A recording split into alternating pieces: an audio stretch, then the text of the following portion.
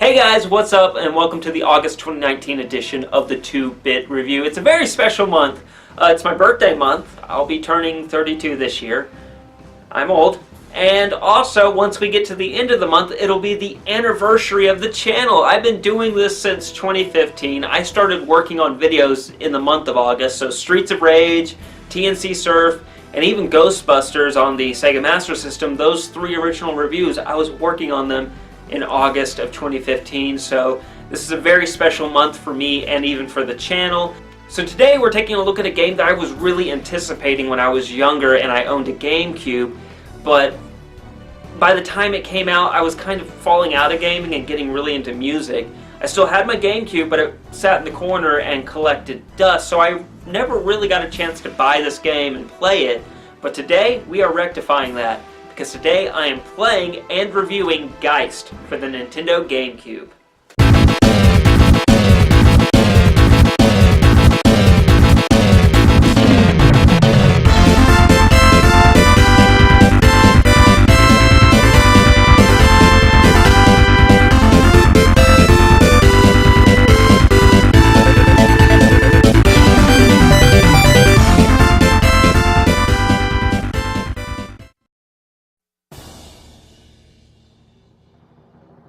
Geist is a first-person action-adventure game for the Nintendo GameCube. Released in the summer of 2005 at the end of the GameCube's life cycle, it was published by Nintendo and co-developed by Nintendo and InSpace. InSpace created a prototype of Geist, then approached Nintendo to publish it. Once Nintendo agreed to help publish and develop the game, Geist joined Eternal Darkness as an M-rated game published by the Big N for the GameCube. InSpace's original idea was playing an invisible man as the protagonist. That concept, however, changed to being a poltergeist as the game's development progressed. Geist was originally supposed to be in the GameCube's 2003 lineup, but spent a few years in development hell. It was finally pushed out the door in late 2005 as the GameCube was winding down and the Wii was just on the horizon. A big reason for this long development cycle was InSpace and Nintendo's creative differences in the development of the game. InSpace thought that they were working on a first-person shooter, where Nintendo saw it as a first-person action-adventure game. And of course, Nintendo being the publisher got its way, and InSpace implemented more of those elements into the game. It was long rumored that Geist had a DS port in the works, as InSpace had DS dev kits around the time they were working on Geist. The only info that ever surfaced was Call of Duty Modern Warfare's DS port, which was developed by InSpace, had credits for Geist inside its ROM file. Well, with these tidbits done, let's haunt and possess our way into this review. Geist gameplay is a mixed bag in more ways than one. It's a first-person shooter action-adventure hybrid, which also has very similar possession and haunting mechanics of Haunting starring Poltergeist, which was created for the Sega Genesis back in the 90s. You play Raimi, a civilian scientist aiding a government anti-terror group. His soul was ripped out of his body, so he must possess and scare his way through levels. When he possesses an enemy, he can solve puzzles or fight other enemies. The controls work well, but they aren't as smooth as Bungie's Halo of that era, but you know what? They get the job done. When in spirit mode, Raimi cannot interact with the physical world except through possession. You can float for short periods to reach higher areas. Strangely, you can't pass through solid walls, even though you're a ghost. It's weird, but you can't. You have the ability to possess humans, animals, and objects. You can't be seen when in ghost mode, but dogs can sense you. To possess a host, you must first frighten them with an inanimate object. The only thing that can see you when you're in ghost mode is other ghosts. Everything moves in slow motion in ghost mode, so you have time to get out of a tricky situation if you're caught. If the animal or human host you've possessed is killed, you are unharmed and return to ghost mode. But you can't remain outside of a host indefinitely. Your spirit energy continually deteriorates until you find a new host. You can also find plants strewn throughout the levels that also restore this energy. Guards you possess carry one weapon and have unlimited ammo for that weapon. Some weapons have secondary functions like a grenade launcher or a scope. Other humans are professors, engineers, and several people with different supportive jobs.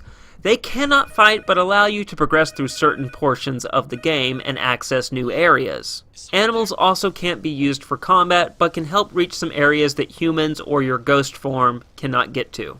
The level design is very linear, you just go from point A to point B. The level design does make use of the gameplay mechanics, allowing you to use your abilities multiple times, but there's no sense of exploration or depth to the world. I love what was attempted with multiplayer, as they brought the single-player elements of gameplay into a first-person shooter-styled multiplayer mode, with free-for-all / team deathmatch, capture the host, and a very morbid capture the host and hunt mode. In deathmatch, each player is invulnerable until they possess a host. Once you've done this, the game plays exactly like a normal deathmatch. To prevent a player from staying in ghost mode indefinitely, you are timed to possess a host. Capture the host is a combination of deathmatch and capture the flag, where the host is the flag and must be brought back to the base. Capture the host and hunt mode is a host versus ghost mode. The hosts try to kill the ghosts, while the ghosts try to possess the hosts and drag them to a pit and commit suicide. This is a pretty dark concept for a multiplayer mode if you ask me personally. Unfortunately, there is only local split screen for this mode, but you can add bots to the game to have bigger matches if you are playing alone or with just say 2 to 3 players. The gameplay is very intriguing. They did something very different here when this era saw a lot of first-person shooters trying to copy the Halo model of design. Though I feel they did not balance it out evenly, the game felt like it couldn't decide whether it wanted to be a first-person shooter or a first-person action-adventure game. It has a sense of too many cooks in the kitchen, possibly due to Nintendo's meddling in the early development of the game. That said, it does have some shining moments and is an experience unlike any other from this era with a unique multiplayer mode to boot. I give gameplay a good, but not great, 2 bits. Out of 4. The sound of Geist comes up a little short. Sound effects, voice work, and music is fair, but I noticed some compression to the music and voices throughout the game.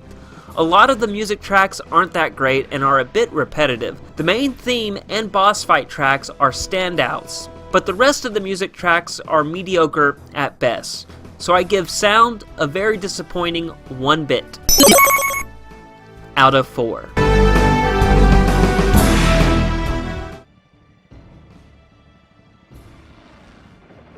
The game looks dated. Even for that era, I feel like I'm looking at an early GameCube, PS2, or Dreamcast game, which, barring the game's delays, it would have been one of the earlier releases for the GameCube. I'm not saying it looks bad per se, but games like Twilight Princess showed that games on the aging GameCube could still push the system to new graphical heights. That said, the characters, environments, and textures look well, but lack a wow factor to them. The story is as follows. It's the distant year of 2005! John Ramey is a civilian scientist and a member of a counterterrorism team sent to investigate the Volks Corporation. Thomas Bryson, Ramey's best friend, is working undercover at this corporation, and now it's time to get him out of there. After meeting up with Bryson, the alarm goes off and all hell breaks loose with guards and monsters attacking. At the end of this battle, one of Ramey's squad mates becomes possessed and kills the rest of the team, with the exception of Ramey.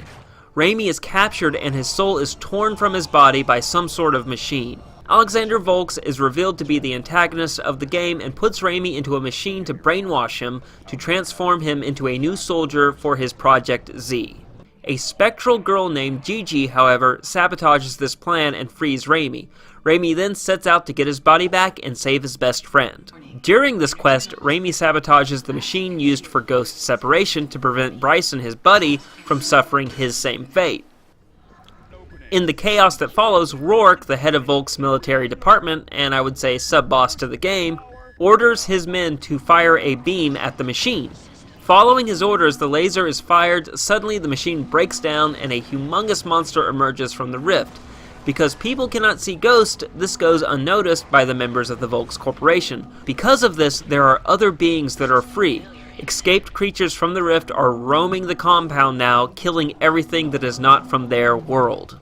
Further in Raimi's quest, he becomes a peeping Tom on a scientist lady who is in the shower. He possesses her to get access to Bryson. From there, Raimi manages to save Bryson and get a helicopter to pick him up. They part ways, but then the helicopter is taken down by Raimi's body, which is possessed. Raimi follows his possessed body and ends up at a deserted mansion. There he meets Gigi once again. She then reveals to Raimi what her connection to the Volks Corporation is. When she was alive, she lived with her aunt and brother in this mansion. Her brother is revealed to be Alexander Volks. Alexander was obsessed with the occult and supernatural when he was a young boy, often reading about it in books. One day he was reading a book in a tree. Gigi tried to get his attention. She climbed up the tree to get to him, but fell to her death. A grief-stricken Alexander came up with the plan to resurrect his sister from one of his occult books. He brought her to a special place and tried to bring her back to life using spells he found in his books. The ritual failed, however, and instead of bringing Gigi back to the world of the living, he turned her soul into a ghost. Alexander himself became slightly possessed by an ancient demon, which gave him a scar right above his eyes. Unaware of this, Alexander became a puppet to the demon. It is revealed that Volk's demon wants to seize control over the world through Alexander and release all his buddies from the afterlife and possess the leaders of the world so he can rule it. Eventually, Raimi gets his body back. He then moves on to stop the Volks Corporation from killing and possessing the world leaders. Raimi stops Project Z and comes face to face with the possessed Alexander. When Raimi kills Alexander's body, Gigi appears and gets pulled into Alexander's body by the ancient demon. Raimi follows her in ghost form. They end up in the ancient demon's world. There, Raimi battles and eventually kills the ancient demon and helps reunite Alexander and Gigi. Raimi escapes from the collapsing cave and is picked up by a helicopter. In the helicopter, it's revealed that Bryson survived that other helicopter crash, and also on the helicopter is the scientist lady that he peeped on like a pervert, and the dog he possessed earlier in the game. The helicopter then flies off into the horizon as you got your buddy, I guess your new pet dog, and I guess new girlfriend, since you peeped on her while she was taking a shower, scared the shit out of her, and then possessed her for a good portion of the game. Yeah, that's how romance works out in the modern era. Yeah, exactly. So anyway, after that rant, and you get a nice, happy ending to the story. The story is standard, and I was not very interested in Raimi or any of the other characters. The only part that even mildly interested me was the relationship between Gigi and Alexander. So with aging textures and a bland story, I give presentation 1 bit out of 4. Geist is an interesting game. It tries to cram in a bunch of different genres into the first-person shooter genre. It really takes the series in a different direction than, say, Halo or even Medal of Honor were doing at the time, and those were the two titles that were dominating first-person shooters in that era, and Geist was on the side, kind of doing its own thing, but it was an interesting thing. Even though they had the first-person shooter element, the action-adventure element, and the haunting poltergeist element that reminded me of that old Sega Genesis game, Haunting, starring Poltergeist. They took that, kind of possess an item, scare a person, possess that person. They took that whole concept and they put it in there, and it's very interesting. It's a very bold decision, I think, and while I like what they're trying to do, the end result isn't always great. I mean, some parts of the game it feels very schizophrenic, or there's just too many cooks in the kitchen, where I feel like they should have taken one level and hammered down on one style of gameplay, and the next level be hammered down on the other style of gameplay, or even mix it up more evenly, where sometimes in the game it just feels like it's all over the place. So, my final verdict for Geist on the Nintendo GameCube is a surprisingly suggested buy for the casual and hardcore collector of the Nintendo GameCube. The reason I say that is this game's actually dirt cheap right now online. You can get it for around $9 to $10 depending on its condition. If it was a little bit more expensive, I probably wouldn't suggest getting it, but since it's around that $10 price point, I think it's worth getting and worth playing in your collection. It's not the greatest game, but it's not the worst game. Well, guys, thanks for watching. Be sure to tune in next month. It is the anniversary review, and in tradition of the channel, I will be taking a look at a beat-em-up game. Been doing it for like the last 4 years. I'm not going to change up that formula, so it will be a beat-em-up game. You're just going to have to wait till next month to find out which game it is. As always, guys, be sure to stay safe and play on.